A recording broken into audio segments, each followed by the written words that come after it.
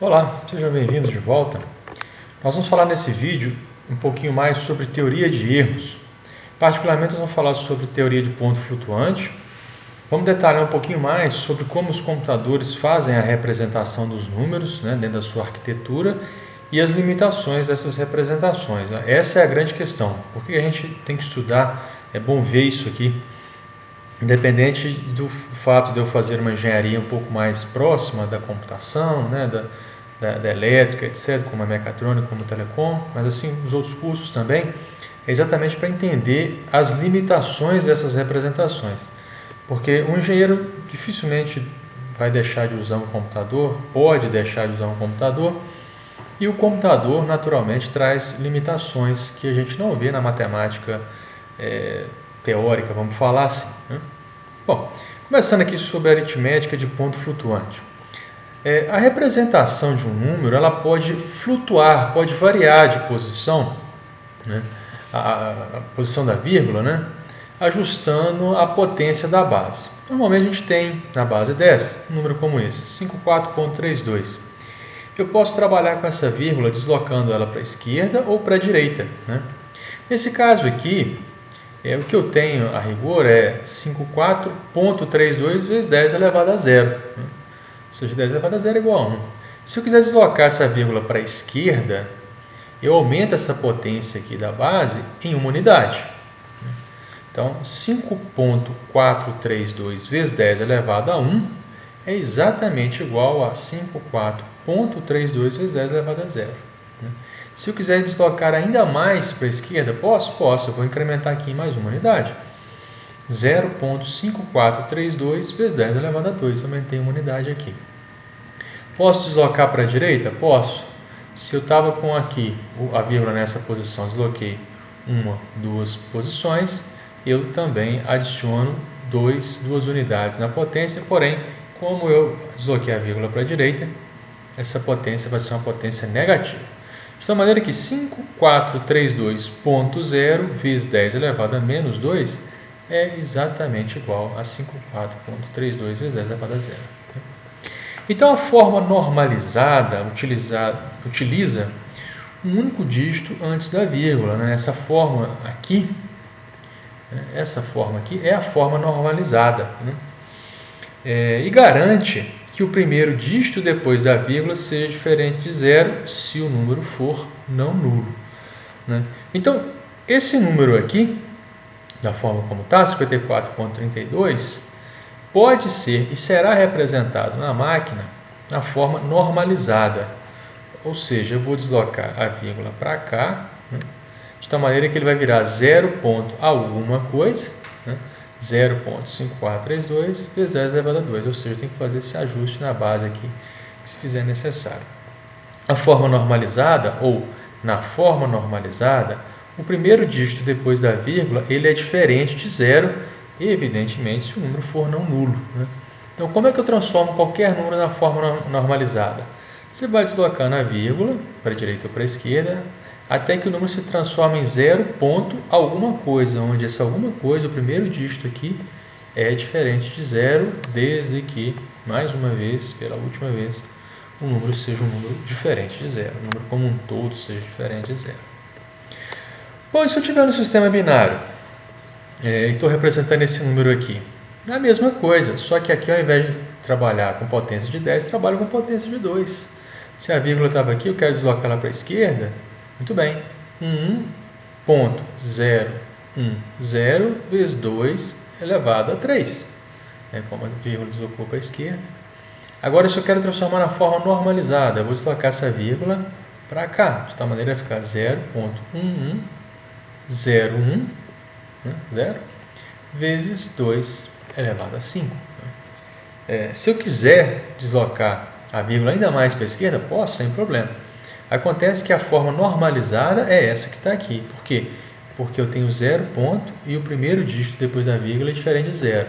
Essa aqui não é uma forma normalizada porque eu estou colocando aqui excesso de zeros, tá certo? Após a vírgula. Ok? Então, no caso dos números serem armazenados em um computador, os expoentes serão também gravados na base 2. Então, aqui eu vou transformar o expoente que está na base 10 para a base 2. Né? De tal maneira que eu vou ter aqui 1.010 vezes 2 elevado a 1. Isso não é 11 não, tá? É 1. Assim como aqui não é 101, é 101. Em particular é o 5 na base 10. Tá bom? E assim por diante. Então, na representação normalizada, há apenas um dígito antes da vírgula, né? Que é o 0. 0 ponto alguma coisa, e o primeiro dígito depois da vírgula tem que ser diferente de 0 se o número não for 0. Bom, algumas definições. Nesse número aqui que a gente gerou, o número normalizado, o 0.11010 vezes 2 elevado a 101, eu vou tomar como referência a parte em verde. A parte em verde eu vou chamar de mantissa, ou a quem chama também de significado. Mantissa é o nome mais popular. E aqui já é um velho conhecido nosso, esse é o expoente. A base binária não precisa ser explicitada, né? O computador usa sempre a base binária. O 0 antes da vírgula, na representação normalizada, se essa for adotada, também pode ficar implícito. Então eu posso economizar dígitos, né, na hora de representar no computador. Né? Então a representação aritmética de ponto flutuante, ela tem essa forma geral. Eu tenho aqui o sinal do número, se ele é positivo ou negativo, ponto, e aí eu tenho meus dígitos. Dígito 1, 2, 3, 4, 5, 6, 7. Ou seja, eu tenho T dígitos na minha mantissa. T é o tamanho de dígitos da minha mantissa. O beta é a base e o E é o expoente. Ok? Lembrando que esse dígito aqui deve sempre ser diferente de 0 se o número não for igual a 0. Se o número como um todo for igual a 0, evidentemente que ele pode ser igual a 0. Tá bom? O expoente também pode ter sinal. Tá? É um número inteiro e pode ter um sinal. Tá bom? Então, o número de bits disponíveis para representar os números no computador ele é finito. Né? Ou seja, eu não tenho uma capacidade infinita para armazenar. E é aqui que entra a grande questão. Daí o porquê de todas as engenharias, a computação, a matemática estudarem métodos numéricos. Né? Físicos, matemáticos também estudam métodos numéricos, exatamente por isso. Né? As contas são feitas, as grandes contas são feitas em computadores, os computadores são finitos, simples assim. O padrão em 3S754 é um dos mais populares, um dos mais usados para números reais, né? Dependente da plataforma, do sistema operacional, etc. Esse padrão I3S754 ele define dois formatos básicos para os números em ponto flutuante. E esses padrões acabam sendo refletidos nas linguagens de programação. Tá? O formato simples, né, com 32 bits, e o formato duplo, com 64 bits. Bom, cada um deles aqui. No simples, a gente tem um dígito, para o sinal, né, positivo ou negativo, isso não tem como correr. Né? O mesmo vale aqui para a precisão dupla. O expoente do número, ele pode ser positivo ou negativo, então eu acabo usando uns bits também para o expoente, para o sinal do expoente, e os outros para o número propriamente dito. Né? E depois eu uso 23 bits para a mantissa, né? Para o número da mantissa. Na precisão dupla, com 64 bits, mesma coisa, o sinal é 1 bit, o expoente ele é um pouquinho maior, né?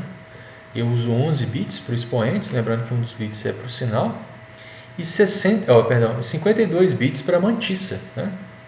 A minha mantissa ela é bem maior aqui no caso da precisão dupla. Né? Então, mais uma vez, o sinal aqui ele é do número como um todo, né? O sinal da mantissa, vamos falar assim. O expoente também precisa de um bit para o sinal. Né? E a mantissa, que é um número propriamente dito, acaba ficando aqui nessa parte com 23 bits para precisão simples e 52 para precisão dupla. Né?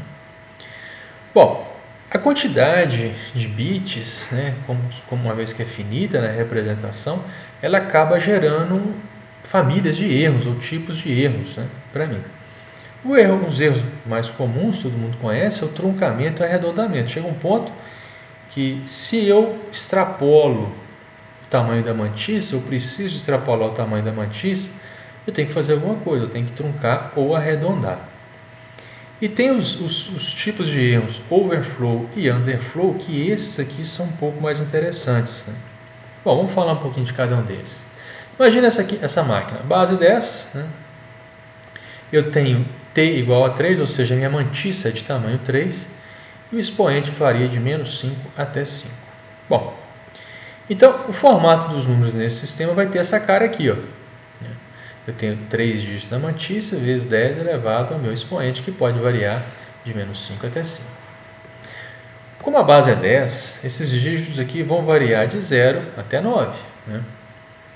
Então, o menor valor não nulo representado em módulo é esse que está aqui, 0.100 vezes 10 elevado a 5. Por quê? Se o número é não nulo, o primeiro dígito depois da mantissa tem que ser diferente de 0. Qual o menor dígito que eu tenho aqui? 0. Mas se eu estou na forma normal e o número não é 0, o menor número que eu posso colocar aqui vai ser exatamente um 1. Então eu ponho 1 e aqui eu ponho 0, 0. Então essa mantissa vai ser a menor mantissa em módulo que eu posso utilizar. Vezes 10 elevado a qual expoente? Qual que é o menor deles? Menos 5. Então esse é o menor número não nulo em módulo. Eu poderia colocar um número aqui menos e aí, né, número negativo ele seria menor aqui, né? E qual que é o maior valor representado aqui em módulo? Em módulo, sem módulo, né? Mais uma vez, são 3 dígitos da mantissa. Qual o maior dígito que eu tenho aqui? 9. Então é 0.999. Qual o maior expoente? 5 vezes 10 elevado a 5. Então esse é o maior número que eu consigo representar nessa minha máquina exemplificada. Agora imagine o seguinte, eu tenho esse número aqui, 235.89. Eu quero armazenar esse número aqui lá na minha máquina. Bom, a primeira coisa que eu vou fazer é colocar esse número na forma normalizada. Então eu vou deslocar essa vírgula para cá, de tal maneira ficar 0.23589 vezes 10 elevado a 3. Muito bem. Eu tenho aqui 5 dígitos da minha mantissa. A minha máquina só cabe em 3. E aí eu tenho duas opções. Ou eu arredondo esse número, 23589 eu transformo em 0.236 vezes 10 elevado a 3. Eu trunco esse número, simplesmente jogo fora os dígitos excedentes da mantissa. Coloco os 3 primeiros, o resto jogo fora. Então, com o truncamento eu vou ter essa situação aqui. Com o arredondamento, eu vou ficar com essa situação aqui. Qual que é melhor? Tem resposta fechada para isso? Não tem. Truncamento é melhor que arredondamento? Arredondamento é melhor que truncamento? Não sei, depende. Normalmente a gente costuma usar arredondamento. Por quê? Porque tem hora que você perde, tem hora que você ganha. Então, há uma tendência, na média, você perder menos a precisão. Mas note, é inevitável perder precisão. E aí entra uma coisa importante.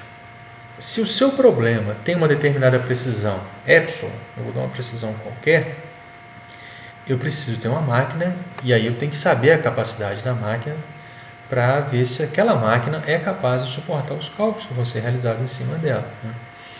Você se lembra aqui atrás que a precisão simples, eu tenho uma quantidade de bits da mantissa. De repente, para aquela situação que eu estou trabalhando, essa precisão aqui não é suficiente. Eu tenho que trabalhar com a precisão mais apurada, ou seja, precisão dupla. E por aí vai. Então, eu tenho que saber essas limitações para saber se aquela máquina vai dar conta de realizar os cálculos ou não.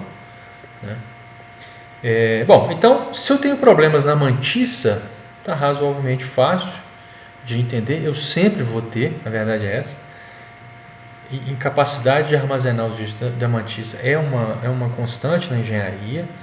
Esses arredondamentos, esses truncamentos, isso faz parte da engenharia assim, de maneira muito natural. Agora, eu tenho um problema que é um pouco mais interessante. Olha só, eu tenho esse número aqui, 0.345 vezes 10 elevado a menos 7.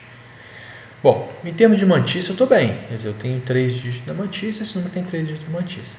Por outro lado, o meu expoente é 10 a menos 7. E a minha máquina aqui, ela varia de menos 5 até 5. Ou seja, o meu expoente só excedeu 2 unidades. Ora, mas 2 unidades do expoente é muita coisa. E eu estourei aqui o meu expoente para baixo, o meu expoente aqui 10 a menos 7 é muito menor que a capacidade mínima que eu tenho, que é 10 a menos 5. Então eu tenho um problema de underflow, né? Estourei para baixo a minha precisão. Poderia ser o contrário.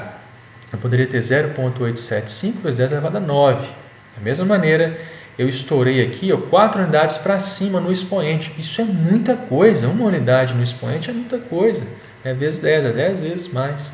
Aqui é 10 elevado a 4 vezes mais o que eu tenho capacidade de armazenar. Então eu estouro em muita precisão. E esse estouro no expoente para cima eu chamo de overflow. Então, problemas de underflow e overflow são muito mais significativos, e eu não posso tolerá-los. Se a minha máquina não comporta os dígitos da mantissa, eu até consigo trabalhar. Arredondamentos e truncamentos são toleráveis. Agora, underflow e overflow já não dá. A conta fica completamente fora do que se estava esperando, do que se estava trabalhando. Bom, um exercício aqui para que a gente fixe esse conteúdo é o seguinte. Considere uma máquina com um sistema de representação de números definido por base 10, precisão 4 dígitos da mantissa e expoente no intervalo de menos 6 a 6. Então eu quero o seguinte. Quais são o menor não nulo, Quais são o menor número não nulo em módulo e o maior número representados nessa máquina? Como será representado esse número aqui nessa máquina, se for usado arredondamento e truncamento? E depois eu tenho o número A e o número B e quero saber qual que é o resultado da soma de A mais B, se for usado arredondamento e truncamento. Bom, a resposta já está dada aqui. Vamos lá. Quais são o menor número não nulo? O menor número não nulo é 0. Aí é o seguinte. Esse dígito aqui tem que ser diferente de 0. Como eu estou trabalhando na base 10, qual que é o menor dígito diferente de 0 que eu tenho? 1. Então é 1, 0, 0, 0, vezes 10 elevado a... Qual que é o menor expoente que eu tenho? 6. Então, o menor número que eu posso representar aqui, não nulo, em módulo, é esse que está aqui. E o maior? É 0. Qual que é o maior dígito? Se a base é 10, 9. São 4 dígitos, 9, 9, 9, 9, vezes 10 elevado a... Qual que é o maior expoente? 6. 10 elevado a 6. Ok? Letra B. Como será representado o número 189.27 nessa máquina, se for usado o arredondamento e depois o truncamento? Bom, a questão aqui é o seguinte. Eu tenho 5 dígitos, minha máquina só comporta 4.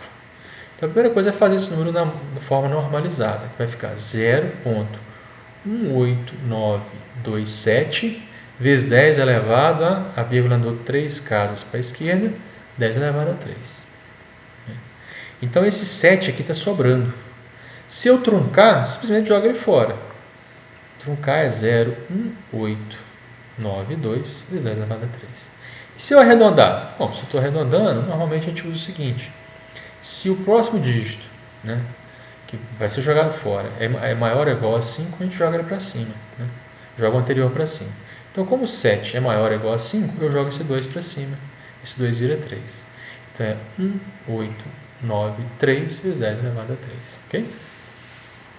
E se eu somar esse número A com esse número B, qual que vai ser o resultado?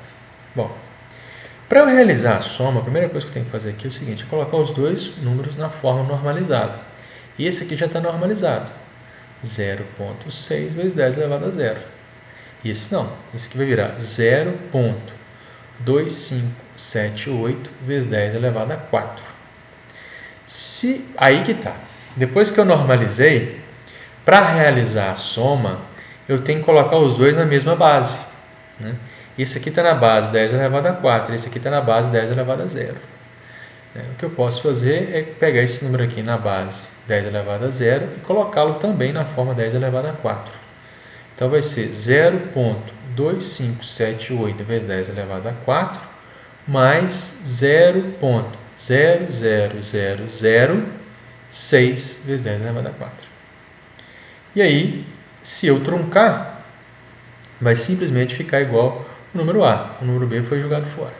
Se eu arredondar, esse aqui vai subir uma unidade, de tal maneira vai ficar 0,2579 vezes 10 elevado a 4. Ok? Então, essa foi a introdução sobre os erros. É importante que se tenha muita certeza de que você precisa de conhecer, pelo menos em termos gerais, qual a limitação das máquinas que você está usando. Você pode não saber essa limitação do ponto de vista teórico, mas do ponto de vista prático você tem que fazer algumas contas e perceber essas limitações. É importantíssimo saber que erros na mantícia são toleráveis, erros no expoente não são toleráveis, não dá para fazer a conta, né? Conhecendo esses erros, né, você não vai ser pego de surpresa. A grande questão da engenharia é essa: não posso ser pego de surpresa, né? Vamos encerrar por aqui. No próximo vídeo nós vamos falar sobre tipos de erros, né? Tipos de erros comuns. Até lá!